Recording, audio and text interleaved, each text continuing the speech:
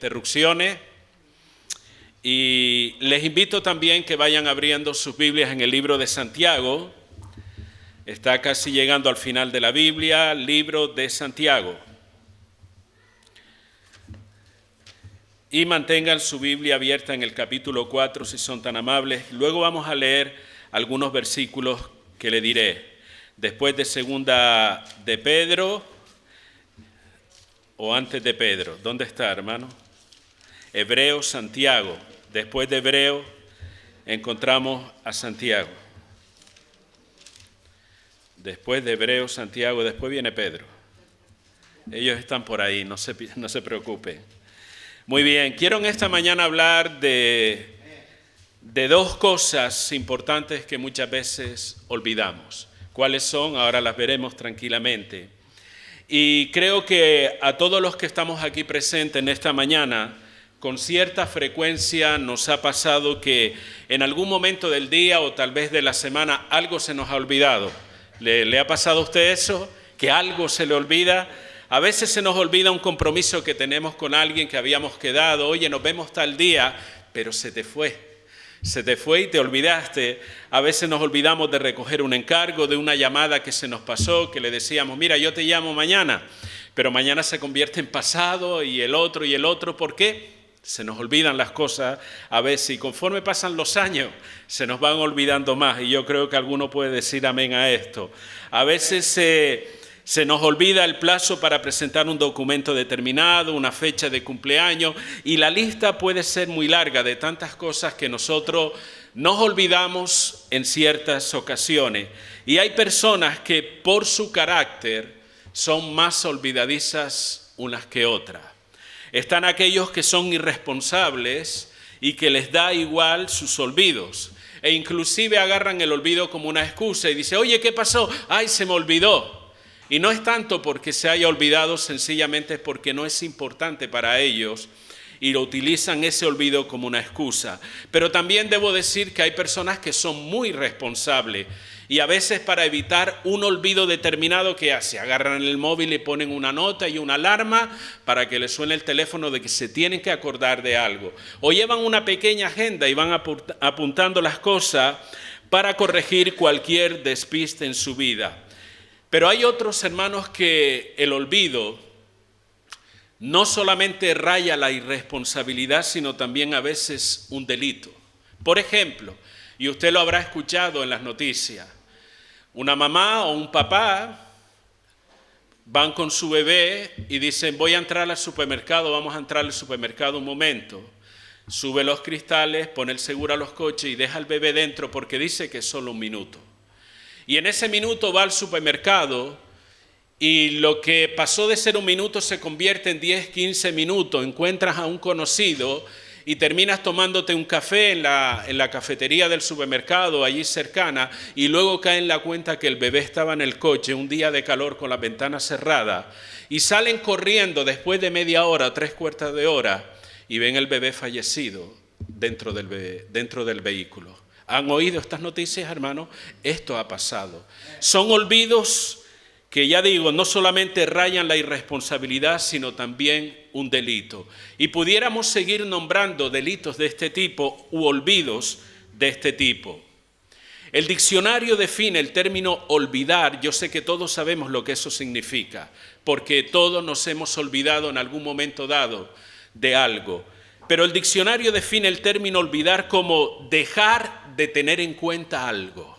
Se lo repito, dejar de tener en cuenta algo o dejar algo o a alguien por descuidos. Y hay olvidos que realmente salen bastante caros en todos los términos. Hay olvidos que salen caros en términos familiares, materiales, económicos, espirituales y emocionales. Por ejemplo, ¿cuántos matrimonios destrozados encontramos por la falta de cuidados y atención? ¿Cuántos matrimonios terminan divorciándose? ¿Por qué? Porque se descuidan, porque olvidan, porque no tienen en cuenta su propia relación de matrimonio. ¿Cuántos hijos ven a sus padres como extraños? Porque han olvidado, han descuidado su rol de padres y madres y han prestado más atención a otras cosas. Y testimonios de esto los escuchamos todos los días. Hijos que se sienten frustrados porque sienten la ausencia de sus padres aún viviendo con ellos en el mismo hogar. ¿Cuántas decisiones equivocadas? ¿Cuántas actitudes dañinas? ¿Cuántas frustraciones personales? ¿Cuánto sufrimiento innecesario? Sencillamente porque hemos olvidado, dejado de tener en cuenta a veces la palabra del Señor. Y vivimos este tipo de circunstancias y de situaciones. No porque Dios sea malo, Dios es bueno, siempre será bueno, porque su carácter es inmutable, dice la palabra. Inmutable significa que Él nunca cambia. Y Él fue bueno, es bueno y será siempre bueno. Pero a veces en nuestro olvido de la palabra de Dios, de aplicar esas enseñanzas a nuestra vida, por cuántas situaciones desagradables pasamos nosotros. Y es interesante, hermano, ver cómo la Biblia le dedica atención a este tema del olvido, a este tema de no tener en cuenta las cosas. Incluso para hablar de este mismo tema, la Biblia utiliza diferentes términos que podemos encontrar en la Biblia. Por ejemplo, habla acerca de cuidaos, habla de términos como el abandono, el ocupaos o el descuido propiamente. Términos y enseñanza que leemos con cierta frecuencia. La leemos, lo sabemos, está en la palabra, pero parece que no le damos la importancia o la relevancia que tiene en nuestra vida como creyentes. Por ejemplo, el libro de Deuteronomio, en varias oportunidades, Dios hablándole a Moisés le dice: cuídate, ¿pero de qué? ¿De no tropezar y caerte? No, cuídate de no olvidarte del Señor, dice la Escritura. Y se lo repite una y otra vez. Es más, es un llamado generalizado en toda la Biblia, desde el libro de Génesis al Apocalipsis. De manera directa o indirecta, Dios nos está diciendo: cuídate de no olvidarte de Él. El Salmo 103, verso 2, que leí hace un momento o que mencioné, dice: alma mía, alaba al Señor. ¿Y qué más añade ese Salmo? No te olvides de ninguno de sus beneficios. ¿Por qué es tan importante esto? Porque nosotros debemos recordar la obra que Dios está siempre haciendo en nuestras vidas. Eso va a ayudarnos a fortalecernos en la fe. ¿Cuántos beneficios Dios te ha dado en la vida, hermano? Pudiéramos enumerar una lista, pero ¿saben? La lista que nosotros solemos enumerar es de aquellas cosas que no tenemos. No tengo esto, me hace falta aquello, ¿por qué me está pasando esto? Esa parece ser la lista que nosotros pareciera que renovamos todos los días, que reseteamos en nuestra mente para acordarnos de lo que no tenemos. Pero ¿qué pasa con lo que Dios nos ha dado? ¿Qué pasa con los beneficios que Dios nos ha proporcionado en nuestra vida y que Él nos dice: cuídate de no olvidarte de esto también? No te olvides de ninguno de los beneficios. Si usted lee, por ejemplo, en el libro de Proverbios, capítulo 3, una y otra vez Dios dice: no te olvides de mi ley, no te olvides de mis mandamientos. Hay un llamado de parte de Dios a tener siempre presente su palabra en nuestras vidas. En 2 de Timoteo, el apóstol Pablo le dice a este mismo Timoteo: acuérdate de Jesucristo. Capítulo 2, versículo 8 de 2 de Timoteo. Y en la primera carta le escribe: ten cuidado. ¿De qué? De ti mismo y de la doctrina. En Filipenses capítulo 2, versículo 12, dice: ocupaos de vuestra salvación con temor y con temblor. Apocalipsis 2:4, por mencionar un versículo más, dice: tengo contra ti que has dejado tu primer amor. Entonces, este tipo de expresiones tienen que ver justamente con el olvido, con que muchas veces nosotros nos olvidamos de aquellas cosas que son importantes. Y en esta mañana solamente quiero compartir dos de ellas, dos verdades importantes, verdades que conocemos, pero que se han convertido en dos grandes olvidos. La primera de ellas, y espero no ser demasiado directo con esto, o que nadie lo malinterprete, pero la primera verdad que solemos olvidar es que te vas a morir, hermano. Te vas a morir. La Biblia dice en Hebreos 9:27, sé que suena un poquito tal, oye, ¿qué estás hablando? Pero te vas a morir, y yo también. Hebreos 9:27 dice: y de la manera que está establecido para los hombres, que mueran una sola vez, y después de esto el juicio. Quizás usted diga: bueno, no me estás diciendo nada nuevo. Ya yo sabía eso, lo sé por la propia experiencia de la vida. Estoy convencido, hermano, de que todos lo sabíamos, de que nos vamos a morir. Sin embargo, la gran mayoría de personas, sean cristianos o no sean cristianos, a veces viven ignorando esta gran verdad. ¿Sabes hasta qué punto la olvidan? ¿O hasta cuándo la olvidan? Hasta que sucede una tragedia en medio de la familia, o sucede una tragedia en medio de las amistades, hay un fallecimiento, hay un accidente determinado y alguien fallece. Y es en ese momento de dolor donde nosotros comenzamos a pensar de que un día estaremos en ese lugar. Es como si sucediera que en nuestro día a día hay una parada repentina, hay un stop donde nos paramos y recibimos un golpe de realidad ante una situación que sabíamos que puede pasar, pero que a veces nos olvidamos de ello. Y es que podemos morir. Morimos, dice la palabra de Dios. Un momento o un stop, un momento repentino en nuestra vida que nos hace reflexionar. ¿Reflexionar de qué o en qué? Un momento de esto, del fallecimiento de un ser querido, de una amistad o de alguien conocido, nos hace reflexionar acerca de la vida y de sus propósitos. Porque hablar de la muerte nos hace reflexionar sobre el valor y la importancia de la vida. Y es por eso que el libro de Eclesiastés, capítulo 7 y versículo 2, dice la palabra de la siguiente manera. No se preocupen si no lo encuentra, que yo se lo voy a leer. Mejor es ir a la casa del luto que a la casa del banquete. Porque aquello es el fin de todos los hombres, y el que vive lo pondrá en su corazón. Dice la versión de traducción al lenguaje actual de este mismo versículo, escúchelo bien, dice, más vale ir a un entierro que a una fiesta. ¿Han oído esta expresión? Aunque la mayoría de la gente prefiere ir a la fiesta, pero la Biblia dice claramente, más vale ir a un entierro que a una fiesta, pues nos hace bien recordar que un día moriremos. Y otras versiones de la Biblia nos dice que podemos o reflexionamos en nuestro corazón cuando vamos a un entierro. Y en el libro de Santiago, en el capítulo 4, del versículo 13 al 16, vamos a leer, nos presenta un cuadro bastante realista acerca de la vida, dado que hablamos de que un día vamos a morir. Dice la palabra en el versículo número 13, en adelante, vamos ahora los que decís, hoy y mañana iremos a tal ciudad y estaremos allá un año y traficaremos y ganaremos. La palabra traficar significa haremos negocio, ¿vale? Que ninguno se le ocurra ninguna idea rara. Cuando no sabéis lo que será mañana, porque ¿qué es vuestra vida? Ciertamente es neblina que se aparece por un poco de tiempo y luego se desvanece. En lugar de lo cual deberíais decir, ¿qué deberíamos decir, hermano? Si el Señor quiere, viviremos y haremos esto o aquello. Pero ahora os jactáis en vuestras soberbias. Toda jactancia semejante es mala, y al que sabe hacer lo bueno y no lo hace, le es pecado, dice la palabra. Quiero simplemente enfatizar 4 cosas importantes respecto a la vida. Cosas que usted sabe, hemos hablado incluso desde este mismo lugar en varias ocasiones. La primera característica acerca de la vida es que la vida es incierta. No sabemos lo que va a pasar mañana.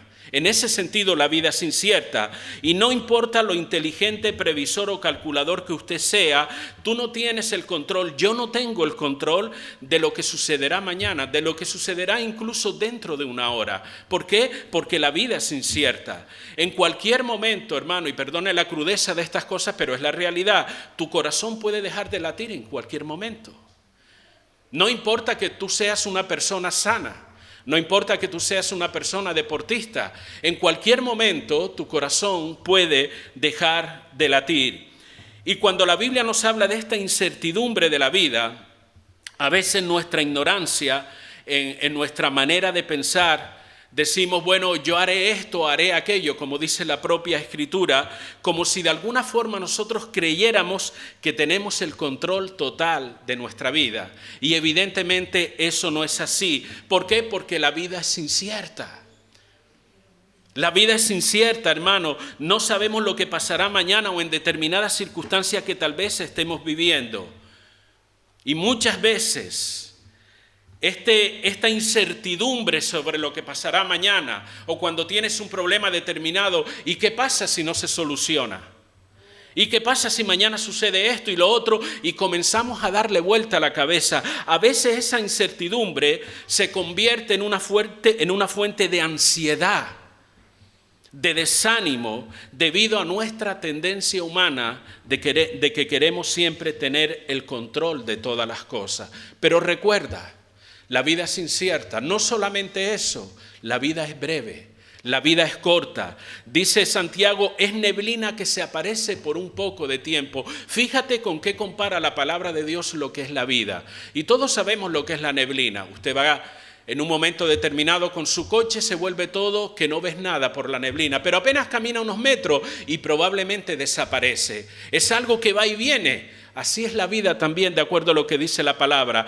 No importa cuántos años hayas vivido, si tienes 50, 60, 70, 80 años, no importa los años que tú crees que vivirás también. La vida, aún y a pesar de todo ello, es breve, así lo enseña la palabra. Y Santiago la compara con una neblina, otros dicen que es como un soplo, que ahora está y en un momento también se desvanece.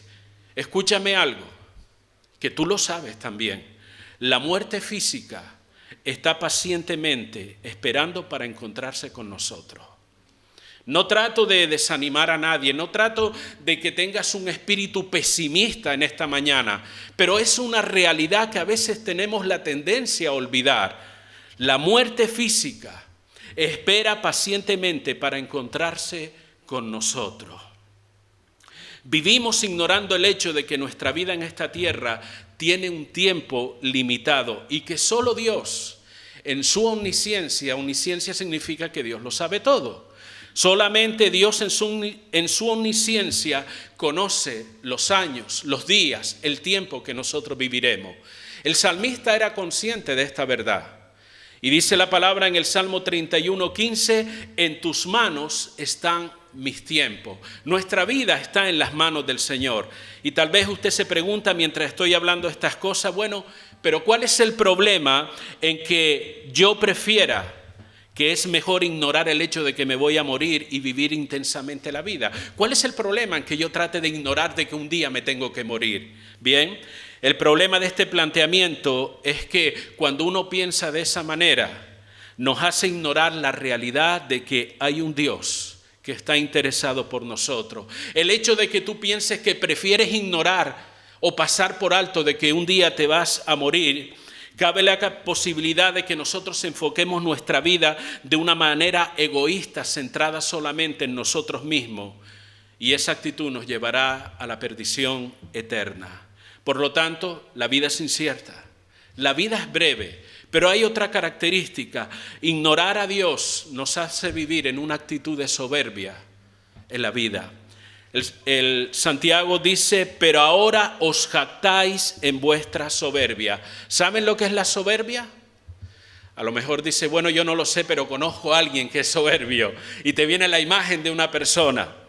La soberbia es un sentimiento de superioridad y altivez que se manifiesta en que una persona se cree mejor que los demás. Pero lo más triste es que se cree mejor que incluso que Dios.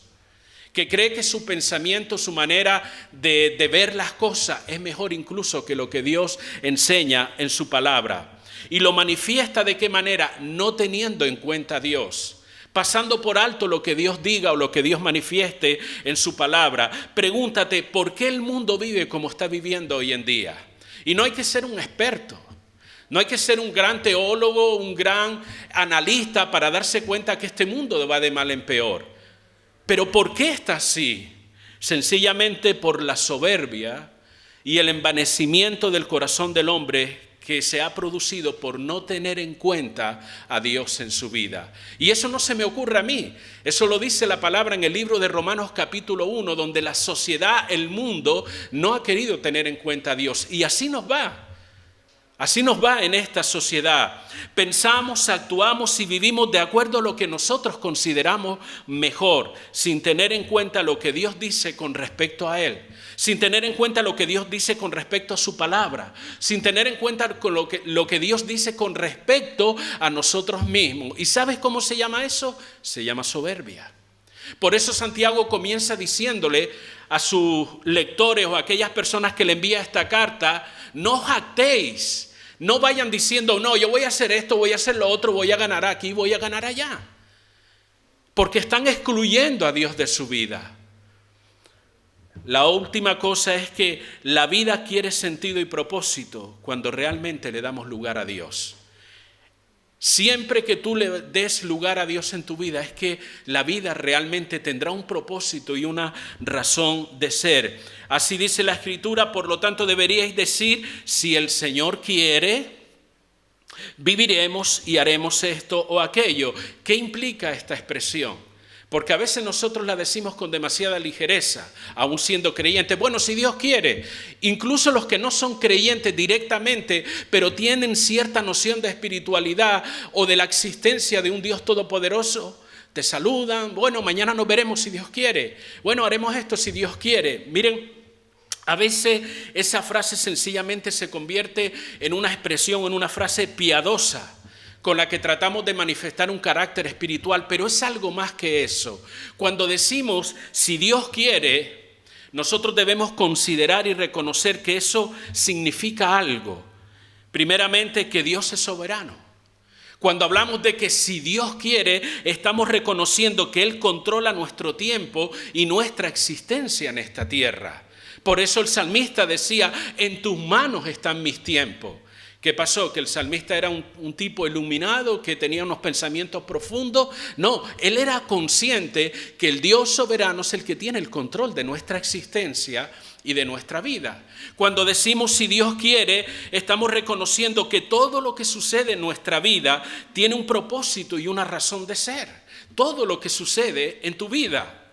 Aunque a primera instancia muchas de las veces no entendemos las cosas, inclusive no nos gustan.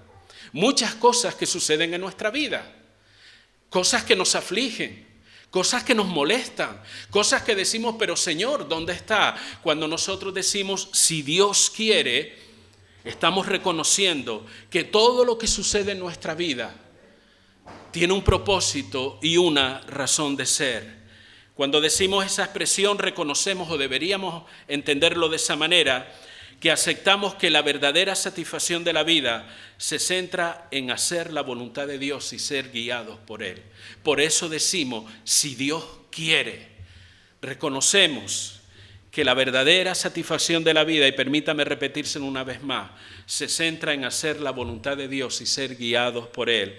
Y reconocemos también que nuestro mayor anhelo debe ser vivir de acuerdo a su voluntad y a los propósitos que Él tiene para cada uno de nosotros. Miren, ser consciente de que un día moriremos, porque a veces se nos olvida, debe hacernos reflexionar sobre la vida que hoy disfrutamos. ¿Me está entendiendo? Ser consciente de que un día moriremos debe hacernos reflexionar sobre la vida que hoy disfrutamos. Y debemos preguntarnos, ¿la clase de vida que yo estoy llevando le agrada a Dios? ¿Está Dios entre mis prioridades? O tal vez mi prioridad solamente es el trabajo. Tal vez mi prioridad solamente es la familia, pues como algunos dicen, para mí lo más importante es la familia. Eso es un grave error. Y no estoy desconsiderando a tu familia, no estoy diciendo que la tengas en poco, pero el orden que Dios ha establecido no es ese. Primeramente es Dios. Y luego Dios es el que coloca en orden todas las demás cosas. Y tu familia tiene la importancia que debe tener. Pero el hecho de que yo me voy a morir un día debe hacerme reflexionar sobre todas estas cosas, sobre la vida que yo estoy viviendo. Si supieras, hermano, y escúchame bien, si supieras que mañana será tu último día en la tierra, mañana es lunes y antes de las 12 de la noche, si tú supieras que te vas a morir, ¿qué cosas cambiarías en tu vida? Nadie diga nada, pero piénsalo. ¿Qué cosa cambiarías en tu vida si tuvieras solamente 24 horas de vida? Y si eres consciente que con respecto a Dios y a la vida eterna debes hacer cambios, ¿por qué no lo has hecho hasta el día de hoy? ¿Me entendieron? ¿Por qué no lo has hecho hasta el día de hoy? Si tú supieras que tus días se van a acabar mañana y que con respecto a Dios, Con respecto a la vida eterna, tú te das cuenta de que hay que hacer ciertos cambios. ¿Por qué esperas a que vaya a llegar el último momento de tu vida para hacer esos cambios? ¿Será porque quizás no te has parado a pensar que vas a morir? Y te has olvidado de esa realidad que la Biblia nos enseña, que está establecido que el hombre muera una vez y después de esto el juicio. Considera esta verdad porque la Biblia lo dice. Y más teniendo en cuenta que la vida es incierta, que hoy decimos estoy sano como un roble y resulta que mañana nos llaman por teléfono, fulanito falleció. La segunda verdad, y con ello termino en esta mañana, es que no solamente tú y yo vamos a morir, sino que vamos a comparecer ante el juicio de Dios, ante el tribunal de Cristo. Tal vez alguno por las caras que me están poniendo, digo, esto no está gustando, pero es la realidad, hermano. Vamos a comparecer ante el tribunal de Cristo. Hebreos 9:27, se lo repito otra vez. Y de la manera que está establecido para los hombres que mueran una sola vez, y después de esto, ¿qué? El juicio, dice la palabra. Ahora, el apóstol Pablo, en el libro de Romanos, él habla acerca del comportamiento que debe tener un cristiano o de lo que debe ser nuestro estilo de vida. Usted lo puede leer tranquilamente en su casa, Romanos capítulo 14. Y él nos enseña la importancia de conducir nuestra vida de una forma correcta, de guiar nuestra vida de una forma que esté alineada a la palabra de Dios, de acuerdo a las enseñanzas de la Escritura. ¿Y saben cuál es el argumento que el apóstol Pablo presenta para hablarnos de estas cosas? Él dice que debemos hacer todo esto porque todos compareceremos ante el tribunal de Cristo. Y él dice todos compareceremos. Él se está incluyendo. Él no dice esto será para ustedes y para mí no. Todos compareceremos ante el tribunal de Cristo. Permítame leerle esto. Y esto, hermano, va a suceder, le guste a usted o no. Usted puede decir, mira, pero yo no estoy de acuerdo con eso. Da igual, va a suceder igualmente. La Biblia no cambia, la Biblia lo que dice es verdadero. Puedes estar o no de acuerdo, pero esto va a suceder. Todos compareceremos ante el tribunal de Cristo. Dice la palabra Romanos capítulo 14, verso 10 al 12. Dice de la siguiente manera, pero tú, ¿por qué juzgas a tu hermano? O tú también, ¿por qué menosprecias a tu hermano? Porque todos compareceremos ante el tribunal de Cristo. Porque escrito está, vivo yo, dice el Señor, que ante mí se doblará toda rodilla y toda lengua confesará a Dios. De manera, verso 12, que cada uno de nosotros dará a Dios cuenta de sí mismo. ¿Lo entienden, hermano? Todos compareceremos ante el tribunal de Cristo. Ahora yo te pregunto, ¿qué pensamiento, qué reacción viene a tu alma, a tu mente, a tu corazón al saber que tendrás que presentarte delante de Dios y darle cuenta de tu vida? ¿Qué piensas de eso? Tendrás que dar cuenta a Dios de las decisiones que has tomado en esta vida.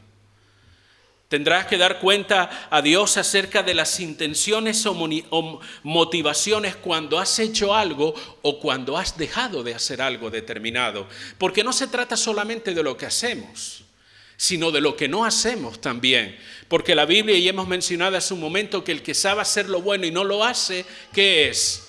Pecado. Por lo tanto, no solamente daremos cuenta a Dios de lo que hemos hecho, sino de lo que hemos dejado de hacer. Compareceremos ante el tribunal de Cristo para dar cuenta de las conversaciones que hemos tenido. Cada una de las palabras que salen de nuestra boca tendremos que dar cuenta de ellas. Conversaciones que hemos hecho públicas o conversaciones que hemos hecho en privado. Daremos cuenta a Dios de nuestros pensamientos. Daremos cuenta a Dios de lo que hemos visto y oído y así sucesivamente. ¿Qué piensas ante todo eso? ¿Qué pensamiento, qué sentimiento viene a tu alma, a tu mente, a tu corazón ante el hecho de que tú vas a comparecer delante de Dios y vas a tener que dar cuenta delante de Él? Miren, hermanos, el hecho de que tenemos que comparecer ante el tribunal de Cristo debe hacernos reflexionar. ¿Reflexionar sobre qué? ¿Cómo estoy viviendo? ¿Cómo estoy viviendo delante del Señor? ¿Qué estoy haciendo con la palabra de Dios? Yo que digo ser cristiano, tú que dices que eres cristiano también, o nosotros como iglesia, como pueblo del Señor, ¿qué estamos haciendo con la palabra de Dios? Porque por esa palabra nosotros seremos juzgados. Nos enseña la Escritura. ¿Qué estás haciendo con tu vida? ¿De qué manera estás administrando tu vida? ¿De qué manera estás administrando tu tiempo? ¿De qué manera estás administrando tu familia? ¿Qué lugar ocupa la obra de Dios en tu propio corazón? Lo que tienes que hacer para el servicio del Señor, sabiendo que Dios tiene un propósito con tu vida y que te ha dado dones, capacidades para servirle. ¿Qué estás haciendo con todo eso? Porque de ello tendremos que dar cuenta nosotros delante del Señor. Saber eso me anima a que yo tengo que reflexionar qué estoy haciendo con mi vida. De manera particular, hermano, yo quiero decirle que cuando pienso en estas cosas a mí me invade un temor. No es un temor de que me voy a esconder debajo del púlpito. Es un temor reverente, es un temor serio delante de Dios. Y siento de manera particular, como digo, ese temor con respecto a Dios, con respecto a su palabra. Un temor reverente con respecto a su iglesia y sobre todo hacia mi propia vida. Un temor que me insta a buscar a Dios y a servirle de la mejor manera que pueda. ¿Por qué? ¿Porque soy el más guay? No, porque tengo que dar cuenta delante de Dios. Porque un día tendré que comparecer delante de su tribunal, el tribunal de Cristo, y dar cuenta de mi vida. Concluyo en esta mañana, hermano, porque lo veo muy serio. Vas a morir, asúmelo, vas a morir.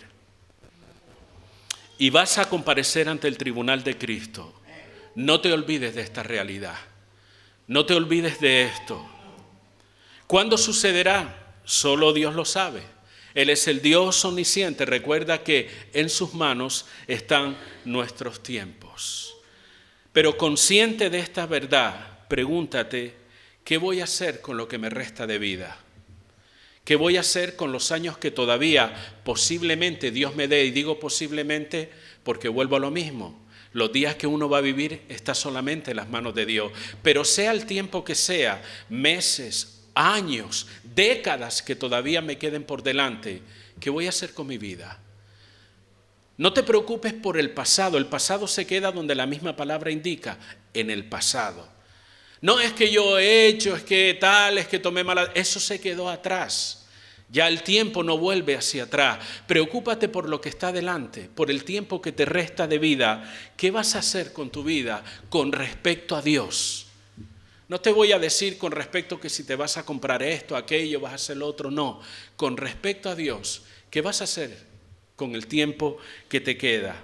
¿Vas a realizar cambios en tu día a día para consagrarte más a Dios o vas a dejar que las cosas sigan así? Siendo consciente de que te vas a morir y comparecer ante el tribunal de Cristo, desde la perspectiva bíblica, y esto quiere decir desde la forma que Dios nos enseña, ¿estás aprovechando de manera correcta la vida que Dios te está dando? ¿La estás aprovechando, hermano? ¿O estás desperdiciando esa vida que Dios te ha regalado? Desperdiciándola corriendo detrás de sueños, de metas y de caprichos personales. Estás invirtiendo la mayor parte de tu vida en cosas que al final se quedarán aquí y que no tienen valor eterno. Porque ese es uno de los problemas más serios que tenemos. Desgastamos nuestra vida literalmente corriendo para tener aquello, para tener lo otro, para tener, bueno, sí, Dios, ya me ocuparé de Dios en el momento adecuado, le dedico un domingo de vez en cuando, pero corro detrás ¿de qué? De cosas que se van a quedar aquí, detrás de cosas que no tienen ese valor eterno, que no te vas a llevar contigo porque hemos venido sin nada y sin nada nos iremos, también nos enseña la palabra. Sí, algo nos vamos a llevar, todo aquello que nosotros hagamos para el reino de Dios, eso nos lo vamos a llevar. Porque la Biblia dice que seremos recompensados por las obras que hemos hecho, unas obras que deben hacerse con la actitud correcta. Y Jesús, hablando sobre cómo vivir de una manera correcta, Él dijo lo siguiente, y esto se lo voy a resumir, pero usted lo puede encontrar en el Evangelio de Mateo capítulo 6, del versículo 25 al 34. De manera resumida, Jesús dijo esto: no te afanes. No te afanes, ¿por qué? Por lo que tengas que comer. No te afanes por lo que tengas que beber. No te afanes por la ropa que tengas que vestirte. No te afanes por el futuro. No te afanes por las necesidades personales que puedas tener. Toda esta serie de cosas que digo no es una invitación para que seamos irresponsables. No me malinterpreten tampoco. No es una invitación a ser descuidado, sino a que no corramos detrás de estas cosas como si fueran el único propósito de la vida. Eso es lo que nos está enseñando el Señor.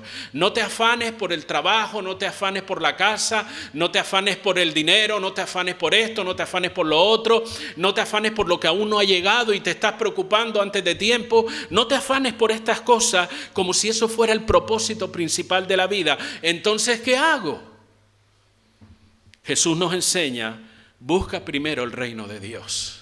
Busca primero a Dios, busca primero sus propósitos y permite que Él se encargue del resto de las cosas. Eso es lo que nos enseña la palabra. Ahora, te pregunto, ¿qué es lo que te quita el sueño a ti? ¿Cuál es tu preocupación mayor? ¿En qué centras los pensamientos tuyos la mayor parte del día? ¿Cuáles son las metas personales que tú tienes como cristiano, como hombre y como mujer de Dios? ¿Cuáles son? ¿Tener esto, tener aquello, conseguir lo otro? ¿Es eso, hermano? Recuerda que tu vida se puede acabar en cualquier momento y que tendrás que comparecer delante del tribunal de Cristo. Jesús nos dice, no te afanes por todas esas cosas, céntrate, enfócate. Y este es el grave problema que tenemos la mayor parte de la cristiandad. En lugar de enfocarnos en Dios, de centrar nuestra vida en buscar al Señor y confiar en que Él se ocupará del resto de las cosas, nosotros manifestamos nuestra desconfianza en Él, porque al final eso se llama desconfianza, en que nos obsesionamos con las cosas de este mundo. Si yo no hago, si yo no busco, si yo no encuentro, no me va a pasar nada. No, el enfoque es al revés. Céntrate en Dios, acércate a Él, vive esa relación y esa comunión con Él, sírvele y verás que Él se encargará de todas las cosas. Porque realmente ese es el propósito de la vida. Los dos grandes olvidos, y este es el título de este sermón, los dos grandes olvidos, es que un día moriremos y tendremos que comparecer delante del tribunal de Cristo. Que esta palabra tú la puedas llevar a tu casa cuando te levantes mañana y puedas meditar y reflexionar en ello. Estoy seguro que si de vez en cuando reflexionamos en esto, vamos a ver la vida de otra manera. Vamos a tomar decisiones de otra manera. Vamos a enfocar nuestro día a día de una manera totalmente diferente. ¿Por qué? Porque soy consciente que la vida es breve. Porque soy consciente de que me voy a acostar y tal vez no me levante. Porque Dios me llama a su presencia. De que voy a preocuparme en servirle, en amarle, en darle lo mejor de mi vida. ¿Por qué? Porque yo tengo que comparecer delante del tribunal de Cristo y Él me dirá, ¿qué has hecho con los dones que yo te di? ¿Qué has hecho con el tiempo de vida que yo te permití vivir? ¿Qué has hecho en la familia donde yo te coloqué? ¿Qué has hecho? Cada cual tendrá que responder. Amén. Amén. Voy a parar aquí, hermanos, porque si no... Padre, te damos las gracias en esta mañana, Dios mío.